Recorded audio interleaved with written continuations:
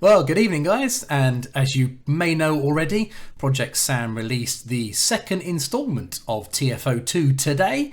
So I was really hoping I could drop this video this evening and show you what they've released for the second one. Now, after the first video, if you haven't seen it, go back and watch it. After the first video, I decided that what I really should do is maybe the longest ever composition ever and take a whole year to do it.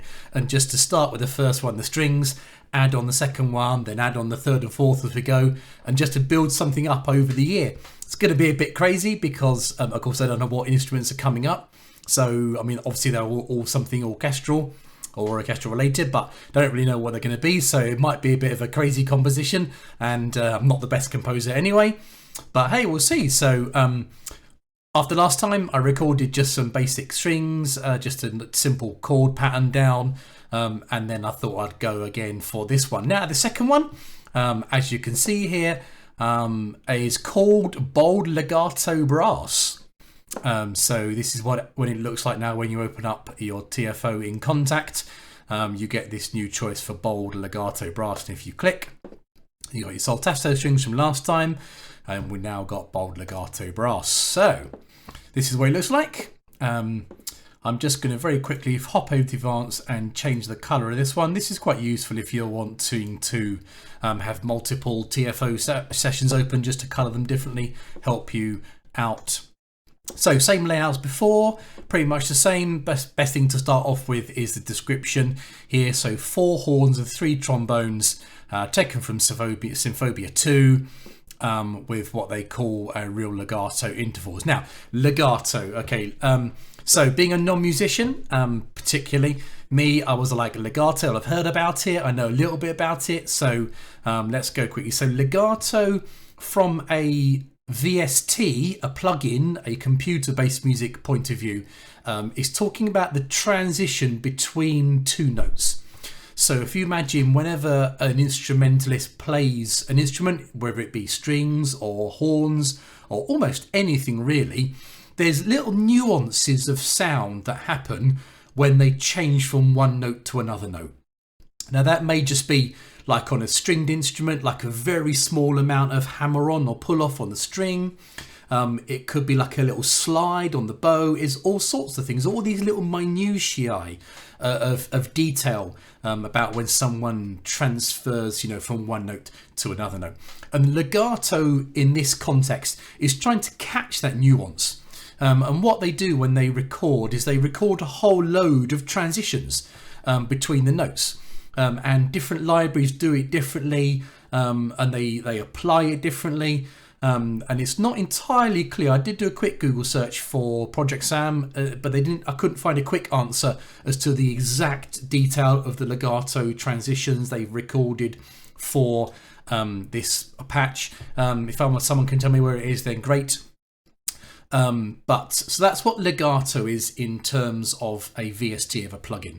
And the way you get legato to work, is you'll see it later on, is that once you've got your notes, you physically overlap them on the MIDI piano roll, and then that's what the program knows is your start and your next note, so therefore the transition between the two. So that's what legato is. It effectively allows you to play both short and long notes really, so like a much more free-flowing way of playing when you're recording it, and you'll see that when we come to doing something. So the interface here, I say, looks exactly the same. We've got the same controls over here for tap, release, reverb, etc. We've got volume and dynamics, again, same as before, and dynamics is on the mod wheel as it was before.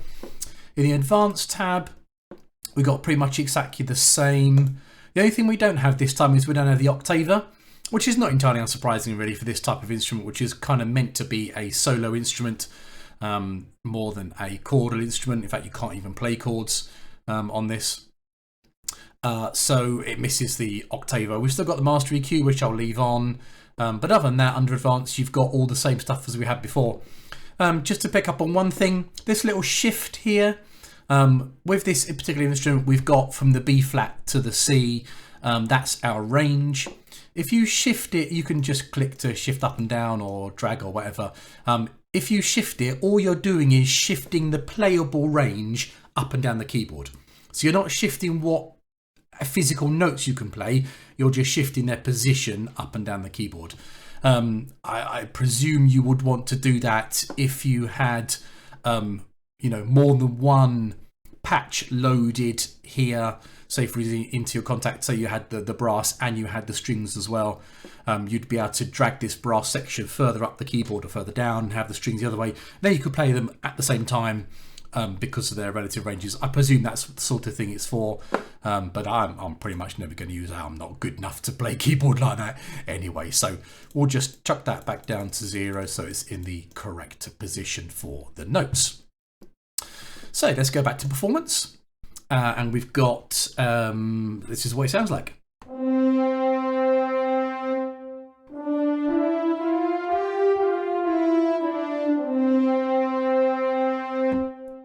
So there we go, so it's 4 horns, 3 trombones. Now, you remember last time on the SD strings that this control in the middle controlled something called cloudiness, which was kind of a reverby kind of thing.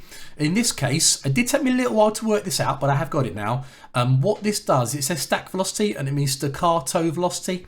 And what it does is it controls the velocity level where the playing changes from pure staccato.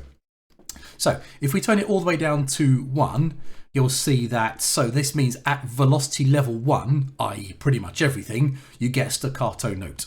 So if I play it gently, I get a staccato note. If I play it hard, sorry, caught 2 notes there, you get a staccato note. So it's basically a staccato note at whatever velocity level you press your keyboard at. At 127, it can be opposite. It doesn't matter how hard you press it, or even gently, you get no staccato at all. And you can, depending on how you play, set it, I don't know, somewhere in the middle, roughly here somewhere, which means that if you play hard, you get staccato, and if you play gently, you get the full note. So those of you who are much better at playing keys than me, you'll be able to transition between the two as you go, playing hard for the staccatos and playing gently for the non-staccatos. So that's what the stack velocity control is. That is slightly different to how it works in Synphobia 2. I don't have Synphobia 2, but I did go and check. So if you're used to Synphobia 2, then it does work slightly differently. Now for this particular piece, because it's a fairly slow lilty piece because of the saltato strings from last time, you'll remember, I'm just going to whack it right up to no staccato at all because I don't really want any staccato in this particular thing. So we might as well go for it. So let's say I recorded up just a fairly basic chord sequence there. And I'm just gonna, I suppose, noodle over the top. Let's just try something. So I've got a metronome on that just helps me keep time. I'm a drummer as well, so timing is important to me. I don't know. Let's just try something. Let's just see what happens. Let's just go for it. We'll just record and see what happens. Huh? Shall we let's play. Let's see what happens. Here we go.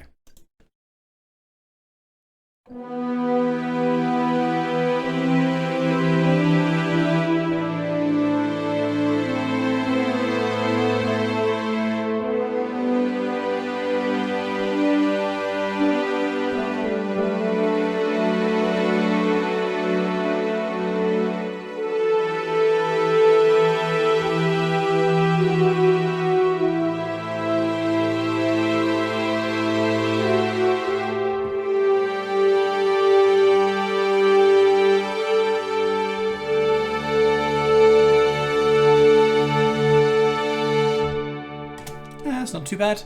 Didn't make any fundamental mistakes, I don't think. So hey, yeah, let's leave it there.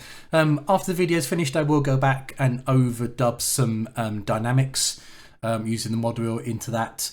But as I say, I'm not good enough to do 2 things at once, so that's fine.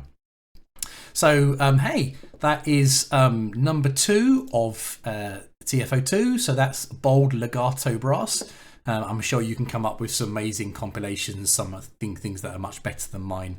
But we'll see as it goes. We'll see as it goes through what the next variety is like. So hey, do you know what? Let's just embarrass myself even more by playing back what we've done so far.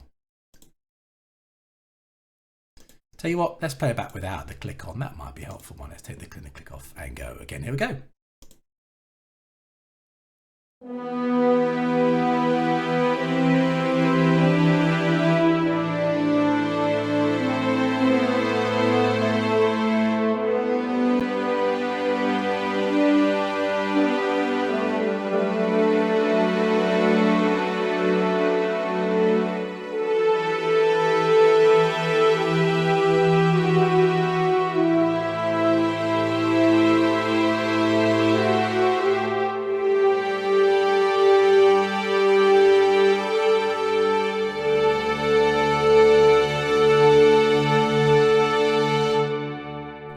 It's not bad.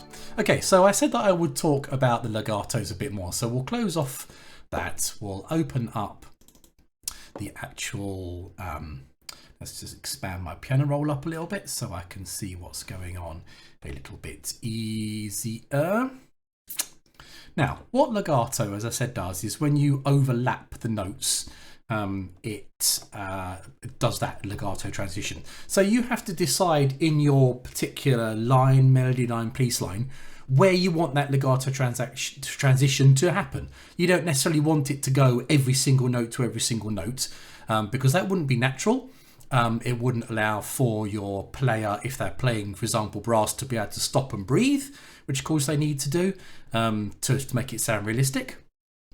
So I'm thinking that, I mean, we could obviously get into lots of level of detail here, but I'm reckoning that that first note in second, because they're long notes, they're not bad. I think it definitely wants to legato as we do that little run up. So we'll make sure those are overlapped like that. No, that one maybe not, but the run down, again, I'm pretty sure I would want that to be legato. That one's okay. That one will overlap.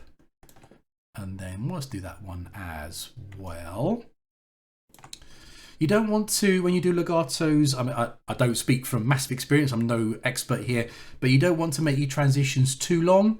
Otherwise you start to blur the notes between one another, and it's more than it needs just to do that legato transition.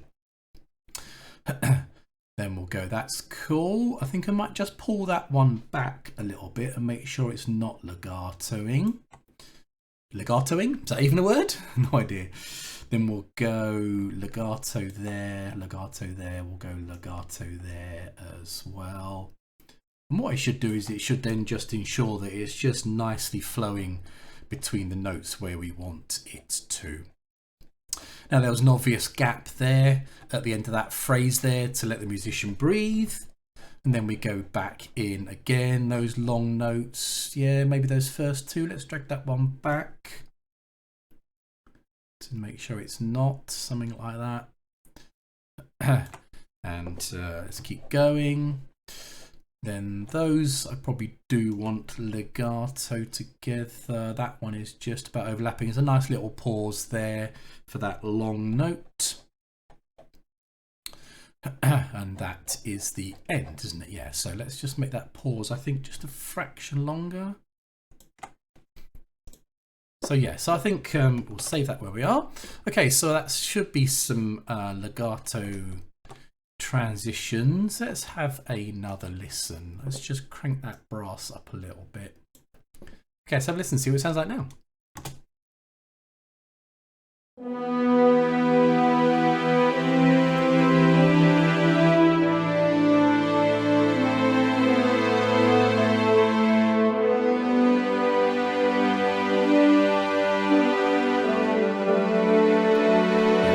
Split those two there actually.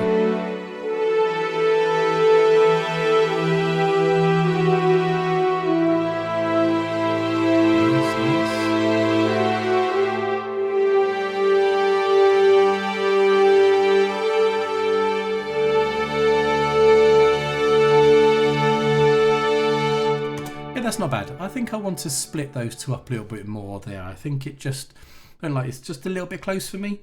That's just, you know, obviously my own personal preference, but I'm just going to drag that one back a little bit, just to give a little bit more gap in there. What does that sound like?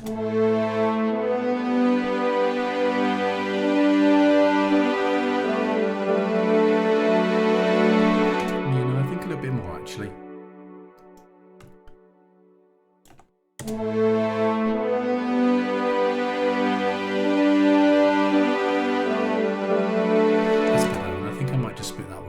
I quite like that note with a little bit of its own, you know, standing out there a bit on its own. Yeah,